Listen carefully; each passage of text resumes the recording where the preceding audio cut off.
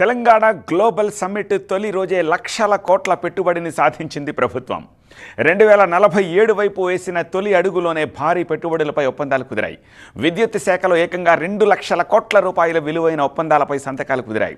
తెలంగాణ ప్రభుత్వం ఆలోచనలకు తగ్గట్టు వచ్చే 10 ఏళ్లలో ఏకంగా 1,00,000 కోట్ల రూపాయల పెట్టుబడులు పెట్టనున్నట్టుగా ట్రంప్ మీడియా అండ్ టెక్నాలజీ ప్రకటించింది. గ్రీన్ ఎనర్జీ పాలసీలో భాగంగా 1,98,000 కోట్ల పెట్టుబడిని వినియోగించి 20,000 మెగావాట్ల పునరుత్పాదక శక్తిని ఉత్పత్తి చేయడమే లక్ష్యంగా పెట్టుకుంది తెలంగాణ. అదానీ కూడా 25,000 కోట్ల రూపాయల పెట్టుబడికి ముందుకొచ్చారు.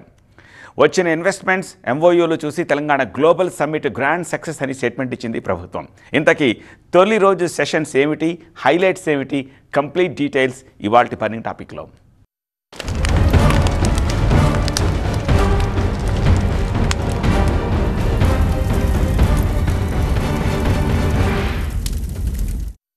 Innovation, human capital, sustainability, global investment destination ఇవే తెలంగాణ రైజింగ్కు స్ఫూర్తి అని చెబుతోంది ప్రభుత్వం.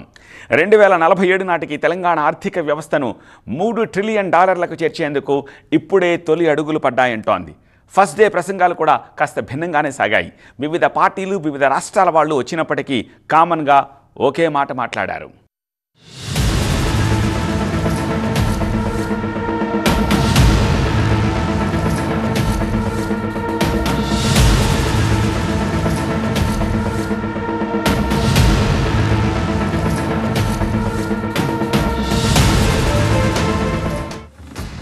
రాజకీయంగా బయట భిన్నమైన అభిప్రాయాలుండొచ్చు, కానీ తెలంగాణ రైజింగ్ గ్లోబల్ సమ్మిట్ లో మాత్రం ఒకే మాట వినిపించింది, ఒకే బాట కనిపించింది. ఐటీ, ఏఐ, క్వాంటం రంగాల్లో హైదరాబాద్ పక్క రాష్ట్రాలతోనే పోటీ పడుతోంది. ఒక విధంగా బెంగళూరుకు గట్టి పోటీ ఇస్తోంది హైదరాబాద్. 2047 నాటికి తెలంగాణను 3 ట్రిలియన్ ఎకానమీగా మార్చాలంటే దాదాపుగా పెట్టుబడుల్లో మెజారిటీ శాతం రాష్ట్రానికే రావాలి. అంటే అర్థం పక్క రాష్ట్రాలకు వెళ్లాల్సిన కంపెనీలను కూడా ఆకర్షించాల్సి ఉంటుంది. దేశంలోని మిగతా రాష్ట్రాల కంటే తెలంగాణలోనే ఎలాంటి మెరుగైన అవకాశాలున్నాయో ఒక విజన్ డాక్యుమెంట్ విడుదల చేయడమే ఈ గ్లోబల్ సమ్మిట్. మిగతా రాష్ట్రాల కంటే తెలంగాణ ఎందుకు బెటర్ అనేది చెప్తోంది. అలాంటి సమ్మిట్ కు కర్ణాటక డిప్యూటీ సీఎం డీకే శివకుమార్ సైతం వచ్చారు. చాలా ఇంట్రెస్టింగ్ కామెంట్స్ చేశారు కూడా.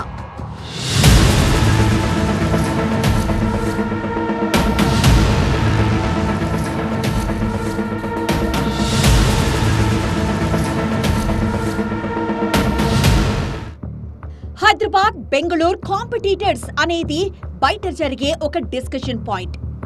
ఎవరెక్కువ ఐటీ కంపెనీలను తీసుకొచ్చారు, ఎవరెన్ని పెట్టుబడులు ఆకర్షిస్తారు అనే దానిపై ఒక పోటీ ఉంటుంది. కానీ డీకే శివకుమార్ మాత్రం తాము కాంపిటీటర్స్ కాదు, ఒకరికొకరం సపోర్టర్స్ అన్నారు. తమకు ప్రపంచంతోనే పోటీ తప్ప రాష్ట్రాల మధ్య పోటీ కాదనే క్లారిటీ ఇచ్చారు. ఇండియాలో టెక్నాలజీకి కేర్ ఆఫ్ అడ్రస్ ఏవని అడిగితే హైదరాబాద్, బెంగళూరునే చూపిస్తారంటూనే దేశ ఐటీ ఎగుమతుల్లో బెంగళూరు వాటా 40% ఉందన్నారు.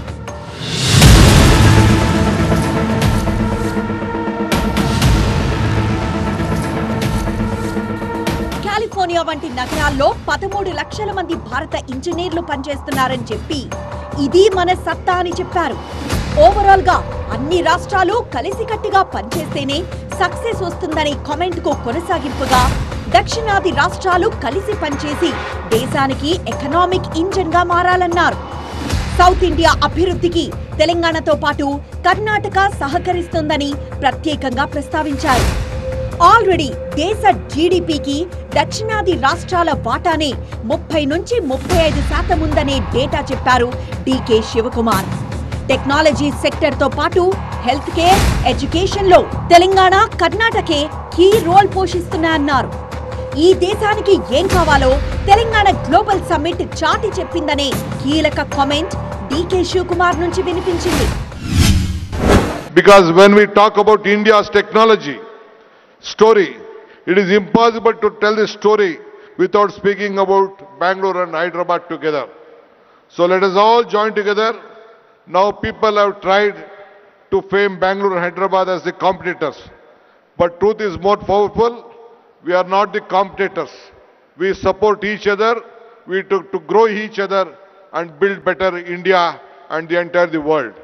ఇక కేంద్రం తరపున గ్లోబల్ సమ్మిట్ కు హాజరైన కేంద్ర మంత్రి కిషన్ రెడ్డి ఇండియానే ఒక యూనిట్ గా తీసుకొని మాట్లాడారు. దేశ ఆర్థిక రంగానికి హైదరాబాద్ ఒక పిల్లర్. హైదరాబాద్ కేవలం తెలంగాణ రాష్ట్ర రాజధాని మాత్రమే కాదు, దేశంలోనే కీలక ఆర్థిక నగరం అని ప్రస్తావిస్తూనే వికసిత్ భారత్ సాధనలో అన్ని రాష్ట్రాలు భాగస్వామ్యం కావాలన్నారు. దేశంలోని అన్ని రాష్ట్రాల మధ్య ఆరోగ్యకర పోటీ వాతావరణం ఉండి తీరాల్సిందే అనేది కేంద్ర మంత్రి కిషన్ రెడ్డి మాట. పెట్టుబడులకు భారత్ స్వర్గధామం, అత్యంత సురక్షిత దేశం అనే మాట వాడారు. వికసిత్ భారత్ 2047 లక్ష్యంలో తెలంగాణది అత్యంత కీలకమైన పాత్ర అని గుర్తు చేశారు. అంతేకాదు, పార్టీలకు అతీతంగా హైదరాబాద్ బ్రాండ్ ఇమేజ్ ను పెంచాల్సిన అవసరముందన్నారు కేంద్ర మంత్రి కిషన్ రెడ్డి. కర్ణాటక డిప్యూటీ సీఎం డీకే శివకుమార్ అభిప్రాయాలు వ్యక్తిగతం భిన్నమైనవే అయినప్పటికీ తెలంగాణ గ్లోబల్ సమ్మిట్ లో మాత్రం ఒకే మాట వినిపించింది. Honorable Prime Minister Shri Narendra Modi often talks about his goal of Vikasit Bharat by 2047, a developed India across all sphere of life.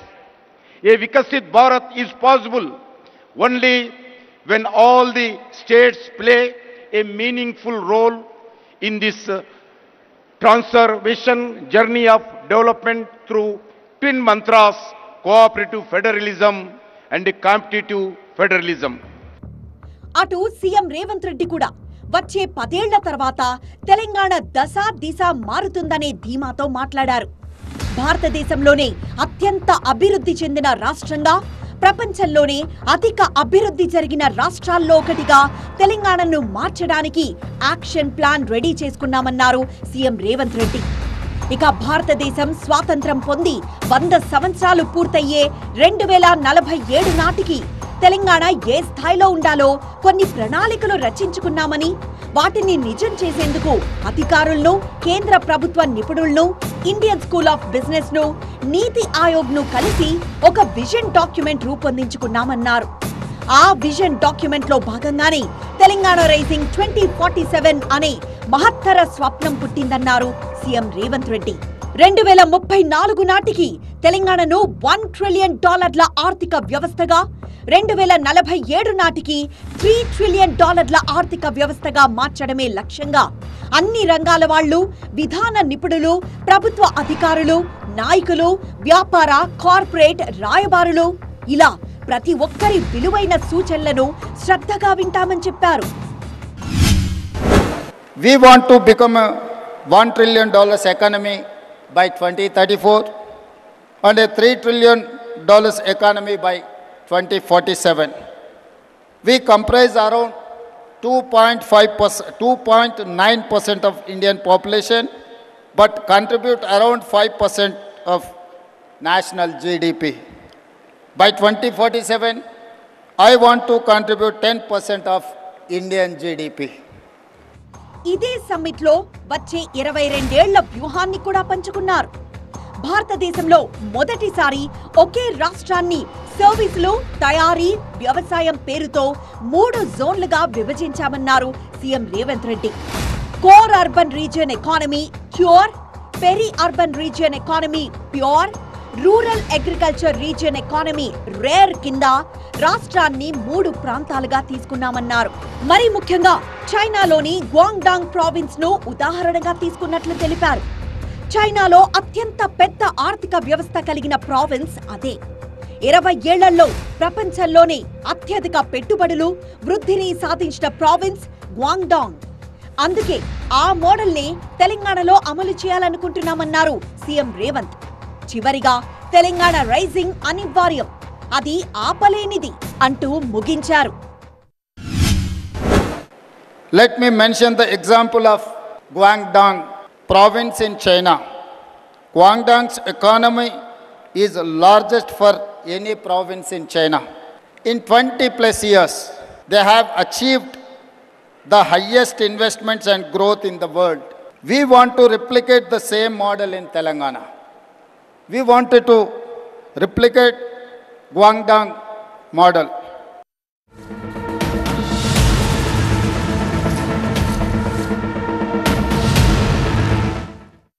Telangana rising global summit first day పక్కా ప్లానింగ్తో జరిగింది. 12 సెషన్స్లో తెలంగాణ రూట్ మ్యాప్ ఏమిటో ప్రకటించింది. రెండో రోజు కూడా మరిన్ని సెషన్స్ నిర్వహించి ఓవరాల్గా విజన్ డాక్యుమెంట్ ప్రకటించబోతోంది. పనిలో పనిగా హైదరాబాద్ను మోస్ట్ హ్యాపెనింగ్ సిటీగా ప్రొజెక్ట్ చేసింది. భారత ఫ్యూచర్ సిటీ గ్లోబల్ సిటీగా ప్రపంచానికి పరిచయం చేయడంలో సక్సెస్ అయ్యింది. విశ్వ నగరాలతో ఫ్యూచర్ సిటీ పోటీ పడగలదని కార్పొరేట్ వరల్డ్కు ఒక క్లియర్ పిక్చర్ ఇచ్చింది. 10 ఏళ్ల తర్వాత దేశంలోనే అత్యంత అభివృద్ధి చెందిన రాష్ట్రంగా, ప్రపంచంలోనే అత్యధిక వృద్ధి రేటు సాధిస్తున్న రాష్ట్రాల్లో ఒకటిగా తెలంగాణను నిలపాలన్నదే లక్ష్యమంటూ ప్రసంగాన్ని ముగించారు సీఎం రేవంత్ రెడ్డి. ఆ ప్రసంగం ముగుస్తూనే మొత్తం 12 సెషన్లు జరిగాయి. అందులో మొదటిది డిప్యూటీ సీఎం భట్టి విక్రమార్క నేతృత్వంలో జరిగిన తెలంగాణ భవిష్యత్ ఇంధనం గ్రీన్ ఎనర్జీ దిశలో ముందడుగు అనే అంశం. ఇక్కడ ప్రముఖంగా చెప్పుకోవాల్సింది విద్యుత్ శాఖలో తొలి రోజే జరిగిన 2 లక్షల కోట్ల ఒప్పందాలు. పంప్డ్ స్టోరేజ్ ప్రాజెక్టుల్లో పెట్టుబడులు పెట్టేందుకు ఎంఓయూలు జరిగాయి. తొలి రోజు సెషన్లో ఇదే హైలైట్. తెలంగాణలో శాశ్వత విద్యుత్ వనరులను ఏర్పరచడమే లక్ష్యంగా ఈ సెషన్ జరిగింది. పర్యావరణాన్ని రక్షించుకుంటూనే పరిశ్రమలకు చౌకైన విద్యుత్ అందించడమే ఈ green energy policy target. Green energy పాలసీలో భాగంగా 1,98,000 కోట్ల పెట్టుబడిని వినియోగించి 20,000 మెగావాట్ల పునరుత్పాదక శక్తిని ఉత్పత్తి చేయడమే లక్ష్యంగా పెట్టుకుంది తెలంగాణ. 20,000లో 2,000 మెగావాట్ల సోలార్ ప్రాజెక్టులను మహిళా సంఘాల ద్వారా ఉత్పత్తి చేయాలని ప్రభుత్వం నిర్ణయించింది. దీంతో గ్రామీణ మహిళలకు ఆర్థిక స్థిరత్వం వస్తుందని ప్రభుత్వం నమ్ముతోంది. అంతేకాదు, గ్రీన్ ఎనర్జీ ద్వారా 1,14,000 మందికి ఉపాధి అవకాశాలొస్తాయని ప్రభుత్వం అంచనా వేస్తోంది.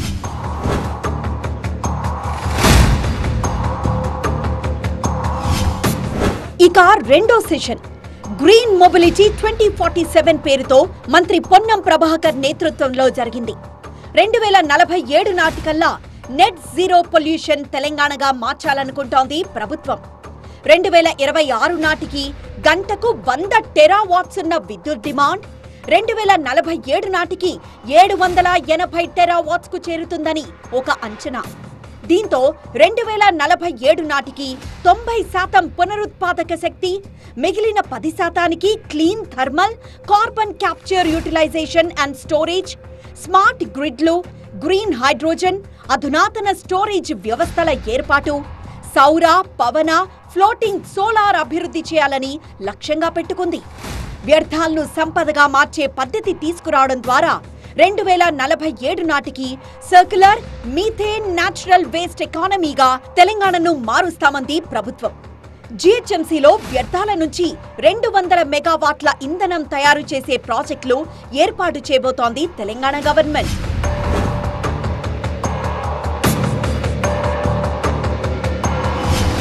ఇక మూడో సెషన్ టెక్ తెలంగాణ 2047 పేరుతో మంత్రి దుద్దిళ్ల శ్రీధర్ బాబు నేతృత్వంలో జరిగింది.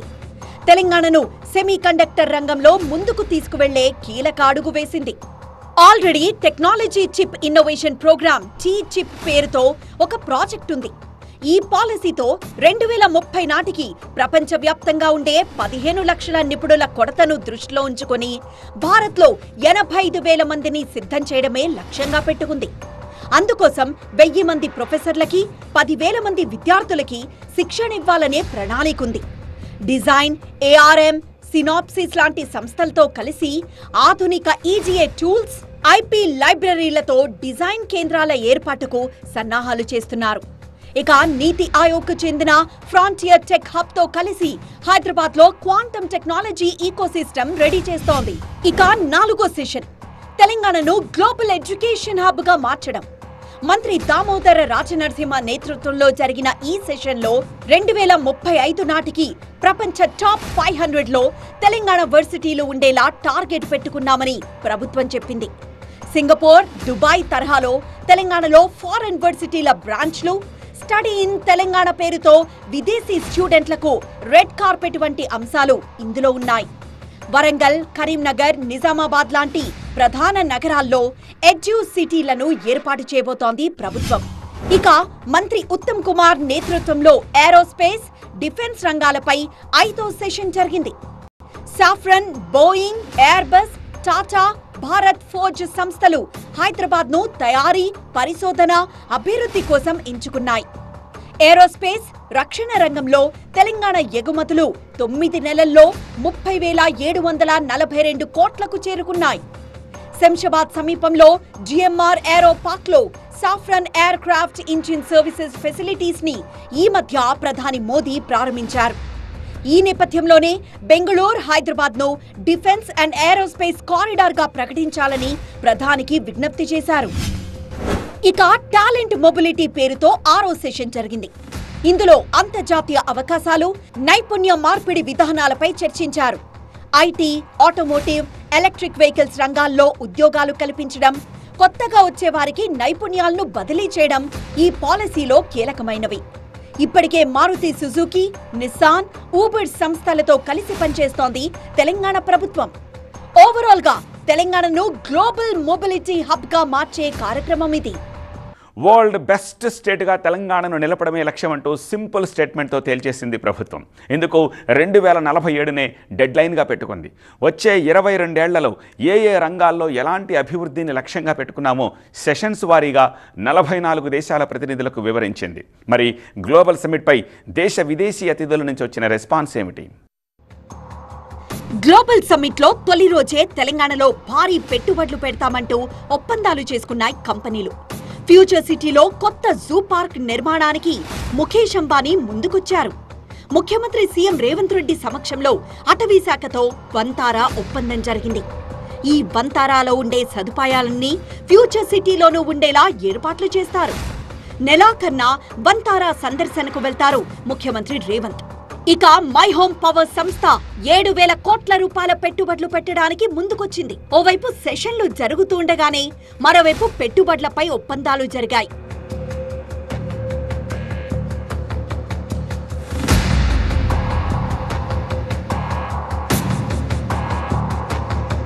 ఇక 7వ సెషన్లో తెలంగాణలో ఆరోగ్య రంగం అభివృద్ధిపై డిస్కస్ చేశారు మంత్రి దామోదర రాజనరసింహ.